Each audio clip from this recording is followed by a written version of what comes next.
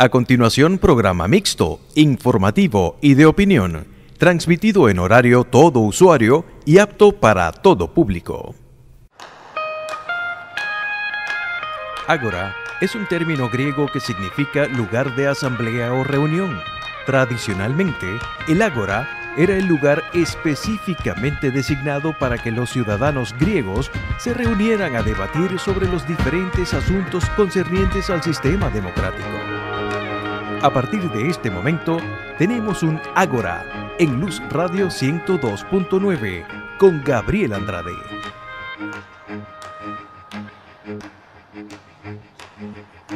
Saludos amigos, bienvenidos a Ágora. Hoy me estará acompañando en la edición y montaje Hasby Díaz, en el control técnico Franklin Palmar.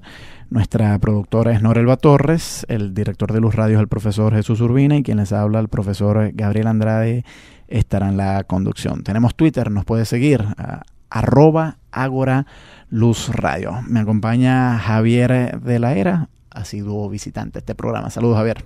Gracias por la invitación, Gabriel. Te he invitado para conversar sobre un asunto de extrema urgencia en la filosofía, que es el relativismo. Esta es una doctrina que está muy en boga en muchos sectores académicos, sobre todo en la juventud, diría yo. Yo he notado que a medida que los estudiantes van madurando y se van incorporando como profesores, van abandonando el relativismo, pero en los primeros años de estudio casi todos los estudiantes abrazan una forma de relativismo. Pero también es curioso que muchas personas que sus argumentos son claramente relativistas, cuando se les señala de ser relativistas, inmediatamente lo niegan. Y de forma un poco incoherente, diría yo, pero ocurre con mucha frecuencia. Entonces, bueno, te he invitado para conversar sobre qué es esto del relativismo y cuáles son sus virtudes y sus defectos. Empecemos por lo más elemental. ¿Cómo entiendes tú el relativismo? Bueno, fíjate, si lo tomamos de una manera muy amplia y muy general, el relativismo sería aquella postura filosófica que plantea que no podemos saber verdades absolutas, objetivas, independientes de cualquier marco de referencia, sino que cualquier proposición que nosotros creamos como cierta va a depender de un punto de vista determinado, va a depender de en relación a qué se está diciendo. Básicamente eso es lo que llamaríamos un relativismo, en un sentido muy amplio. La propia palabra lo dice, relativo es opuesto a absoluto. Lo que es absoluto es independiente de otras condiciones. Bueno, pero hay gente que dirá, sí, y esto yo lo escucho muchas veces, pero es que ciertamente la verdad o falsedad de un enunciado, una proposición, va a depender de quien la diga. Si, por ejemplo, tú dices, yo soy calvo, bueno, si tú lo dices es verdad, porque efectivamente a ti te falta el pelo. Pero si yo digo yo soy calvo, en ese caso va a ser falso. Entonces, ahí lo tenemos. La proposición va a depender, su veracidad o su falsedad, depende de quien la diga. Es decir, va a ser relativa al enunciador. Bueno, claro, ¿no? Y hay muchos casos similares en los No, cuales tú te reirás, pero esto es un argumento que muchas veces yo lo escucho. No, y es que es perfectamente válido. Oye, hay proposiciones que realmente la única verdad que pueden poseer es una verdad relativa. Yo creo que eso es algo que se puede admitir libremente. Pero yo creo que la afirmación dura que hace el relativismo es que todas y cada una de nuestras creencias y proposiciones caen en esa categoría. Vale decir que todo va a depender de un punto de vista y que no hay verdades objetivas como tal, independientes del observador. Muy bien, pero entonces ya por lo menos aquí estamos en un piso más firme. Tú dirías que el que se opone al relativismo sí puede admitir que algunas proposiciones, su valor de verdad va a ser relativo a algún contexto. Por supuesto, algunas proposiciones. Por supuesto que sí. Estoy diciendo todas. Claro, por supuesto. Es decir, algunas verdades entonces sí van a ser relativas a algo. Por supuesto. Ahora, el relativismo, digamos que tiene varios niveles y no es una sola doctrina, o sea, hay varias vertientes de relativismo. Hay, digamos, dos maneras de clasificar el relativismo. Uno es por la extensión contextual que tienen y otro es al tipo de verdades al que se refieren. Vamos a empezar la división del relativismo en función de la extensión contextual que tengan. Hay gente que dice, bueno, la diferencia entre lo verdadero y lo falso va a depender de la cultura en la cual se enmarque esa proposición. Hay otra gente que dice va a depender del contexto histórico. Hay una gente aún más radical que va a decir va a depender de cada quien. Esto recapitula un poco lo que el antiguo filósofo Protágoras decía. El hombre es la medida de todas las cosas. Es decir, si para ti matar es malo, bueno, eso es para ti, pero para el psicópata matar es bueno, y entonces pues la verdad es que uno no puede decir universalmente que matar sea bueno o malo, sino que va a depender de cada quien. Eso es lo que habría dicho Protágoras. Pero vamos a empezar más bien por el nivel más extenso, a nivel cultural. ¿Qué es lo que dicen los relativistas culturales? Bueno, mira, yo te diría que aquí, igual que si llegamos a tocar el tema del relativismo moral, uno podría diferenciar dos tipos de relativismo cultural. Uno que llamaríamos descriptivo y otro que podríamos llamar prescriptivo.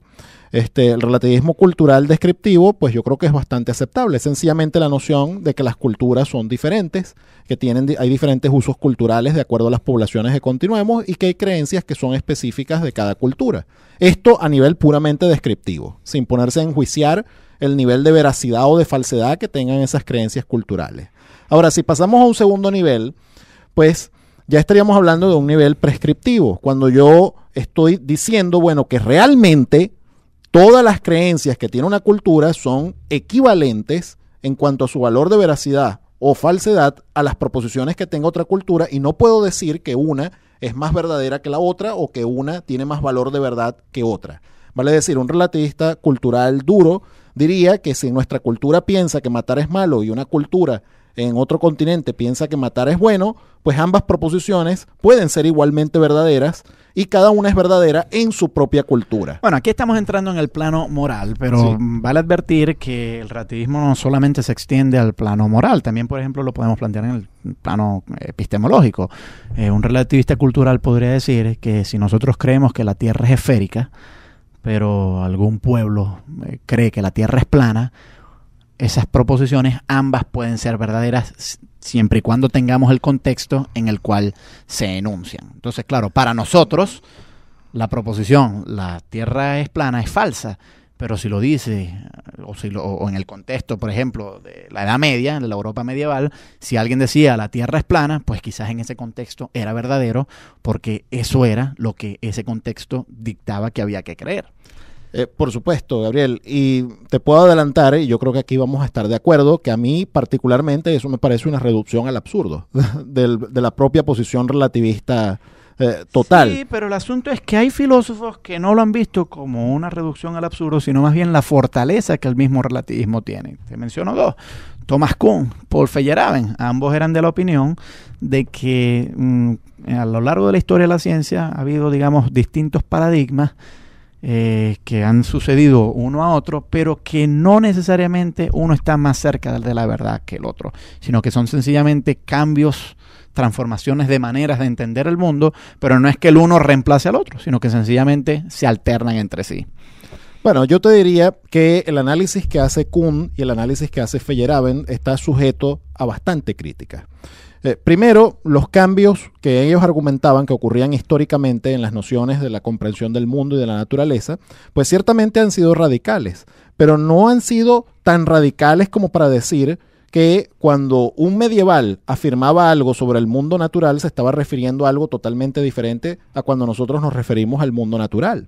Vale decir, yo creo que hay una buena posición defendiendo, oye, que hay verdades que son objetivas y que se han defendido a lo largo del tiempo y que se han preservado. Te pongo un ejemplo clásico, oye, las verdades matemáticas que empezaron en la cultura griega a formalizarse a través de teoremas demostrados por axiomas, pues durante la Edad Media, durante la Edad Moderna y en la época contemporánea siguen siendo tan verdad como lo fueron hace 2500 años.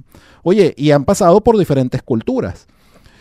Si tú me dices, bueno, pero todo ha sido la cultura occidental. Sí, pero la cultura occidental no ha sido un todo homogéneo.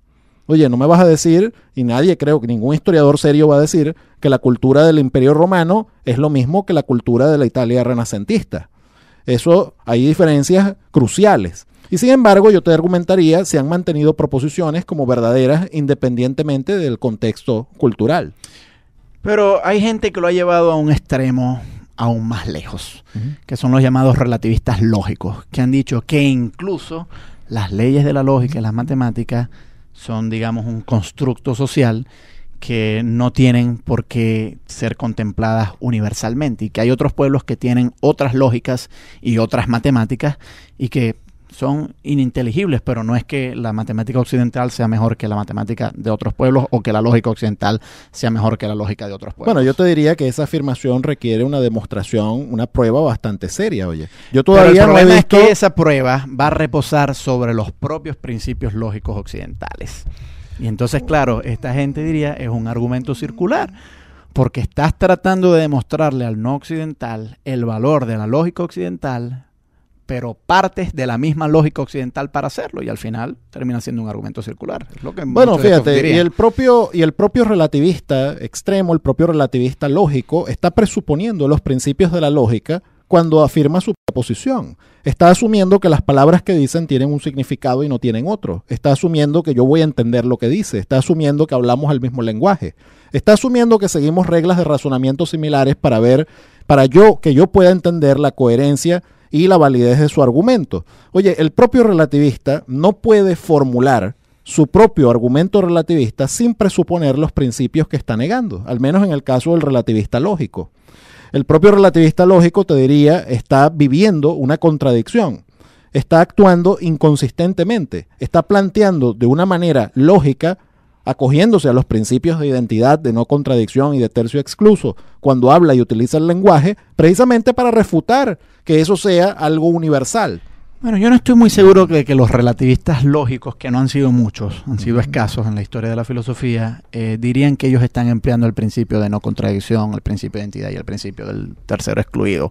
Ellos dirían que esos son principios propios de la lógica occidental que solo pueden usarse en sociedades occidentales, pero no pueden utilizarse en otras sociedades. De todas maneras, cuando regresamos seguimos tomando estas posturas que son bastante debatidas. Me acompaña Javier de la Era. El tema que nos ocupa hoy es el relativismo. Vamos a escuchar un tema musical y ya regresamos.